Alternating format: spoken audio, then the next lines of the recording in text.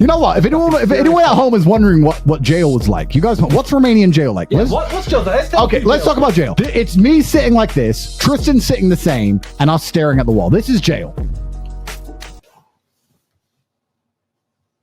If you'd like to know how fast you'd go crazy in jail, take a friend of yours, go to your bathroom, put all phones and electronics outside, and sit in your bathroom. You're allowed one iPad, very small, at the end of the bathroom, and you can only watch television in languages you don't understand. That's what jail is like. I know people think we're gonna go into jail and come out with all sorts of cool stories, but the months and months and months that we have feel compressed into nothing at all because there were no events to break up your day. Jail was hard. I want to make something clear to everyone watching at home. The jail was actually very difficult. Well, Romanian jail is no picnic. I'm sure people at home can understand that a Romanian jail is not a 5-star resort. I would say the day we found out we were being released was one of the best days of my life. That's absolutely not really true. Jail was extremely difficult. But like I said with PBD, and I want to stick by this, the things that are most important in jail are physical power so that you're not bullied by anybody else, and mental strength so you're not bullied by your own mind, because those are your only two enemies in the world. And jail is basically like a condensed, hypersensitive version of life. If you get angry in real life, you'll get very angry in jail. If you get a little bit sad in real life, you'll get very sad in jail. Everything is condensed and pressurized. So if you have problems with your mind and problems controlling your thoughts in the real world, you're going to have huge problems in jail. If you get picked on in the real world, you're going to get really picked on in jail. It's like condensed life. You have to make sure you have control of these things. And that's why, in many ways, I guess, we've always been preparing for jail. Not because we believe we're going to go to jail, but because we understand that we always have to be the kind of people who can handle all of life's adversaries and all of life's trials and tribulations. And we understand that God is going to give them to us. And when I was in jail, if depression was a real thing, I would have absolutely not been depressed. But luckily for me, I don't believe in depression. So